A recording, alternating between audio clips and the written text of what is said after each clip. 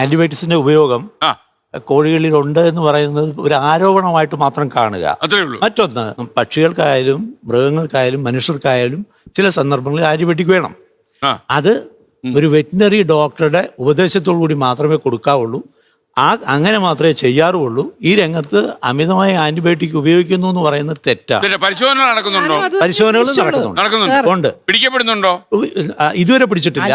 ആന്റിബയോട്ടിക്കിനെ കുറിച്ച് പറയുകയാണെങ്കിൽ നമ്മുടെ ഫുഡ് സേഫ്റ്റി ഡിപ്പാർട്ട്മെന്റ് തന്നെ ഹോർമോണും അതുപോലെ തന്നെ ആന്റിബയോട്ടിക്കും ഒക്കെ ഈ ഇറച്ചി, അതായത് കോഴി, പ്രത്യേകിച്ച് ചിക്കൻ, ഇതിലുണ്ടെന്ന് പറഞ്ഞ് വ്യാപകമായിട്ട് പത്രമാധ്യമങ്ങളിലൊക്കെ വാർത്ത വന്ന ഒരു കാലം ഉണ്ടായിരുന്നു. പക്ഷെ ആ സമയത്ത് അത് അല്ല, ഞങ്ങള് ആ സമയത്ത് ധാരാളം സാമ്പിളുകൾ ശേഖരിച്ചു. നമ്മൾക്ക് തന്നെ 3 അക്രഡിറ്റഡ് ലാബുണ്ട്, തിരുവനന്തപുരത്തും എറണാകുളത്തും കോഴിക്കോടും. അതുകൂടാതെ 2 ജില്ലകളിൽ ജില്ലാ ലാബുകളുണ്ട്. അപ്പം നമ്മുടെ ലാബുകളിലും പരിശോധിച്ചിരുന്നു. അതോടൊപ്പം തന്നെ അതായത് അക്രഡിറ്റഡ് ലാബുകൾ വേറെയുണ്ട്. അത്തരം ലാബുകളിലെല്ലാം പരിശോധിച്ചെങ്കിൽ ഈ ഹോർമോണിന്റെ ഒന്നും നമ്മൾക്ക് ആ സമയത്തൊന്നും കാണാൻ കഴിഞ്ഞിട്ടില്ല. ഹോർമോൺ ഇല്ല, ശരിക്കും ഹോർമോൺ ഇല്ല. അതായത് നമ്മൾ ചെയ്തുകൊണ്ട് ഒരിക്കലും ഇന്ത്യയിൽ കോഴിക്കൃഷി ലാഭകരമായില്ല. അത് ശുദ്ധ തെറ്റാ പറയുന്നത്. ഒന്നാന്തരമായിട്ട് ഒരു കോഴിക്ക് ഒരു കുത്തുവപ്പെടുത്താൽ അത് ഹോർമോൺ വ്യാഖ്യാനിക്കുന്നതാണ് ഏറ്റവും വലിയ തെറ്റ്.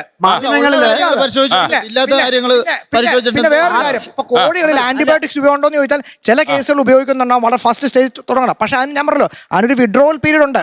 ആ വിഡ്രോവൽ പീരീഡിന് ഇപ്പൊ ഞാൻ പറഞ്ഞല്ലോ, ഒരു കർഷകൻ നിലകൊള്ളുന്ന 1000 പേർക്ക് വേണ്ടിയിട്ടാണ്. ആ വിഡ്രോവൽ പീരീഡ് ഉണ്ടാകുന്ന ആ സമയത്ത് വരുന്ന നഷ്ടം ആരാണ് സഹിക്കേണ്ടത്? കർഷകൻ സഹിക്കണോ? ഒരിക്കലും അല്ല. അത് സഹിക്കേണ്ടത് ഗവൺമെന്റോ അല്ലെങ്കിൽ ഒരു ഇൻഷുറൻസ് ഏജൻസിയാണ്. ഇൻഷുറൻസിലൂടെ വേണം അത് കവർ ചെയ്യാൻ. അപ്പൊ അങ്ങനെ വരുമ്പോഴാണ് കൂടുതലായിട്ട് അഡൾട്ടറേറ്റ് ആയിട്ടുള്ള ഫുഡുകൾ കയറി വരുന്നത്. ഇതിനകത്തൊരു കാര്യം ഉള്ളതെന്ന് വെച്ച് കഴിഞ്ഞാൽ ഇപ്പൊ ഗ്രോത്ത് പ്രൊമോഷന് വേണ്ടിയിട്ടും അല്ലാതുള്ള കാര്യങ്ങൾക്കൊക്കെ വേണ്ടിയിട്ടും ഈ പോൾട്രി ഈ ഫാമുകളിൽ ഇത് ഉപയോഗിക്കുന്നുണ്ട് എന്നുള്ളൊരു കൺസെപ്റ്റ് പറയുന്നുണ്ട്.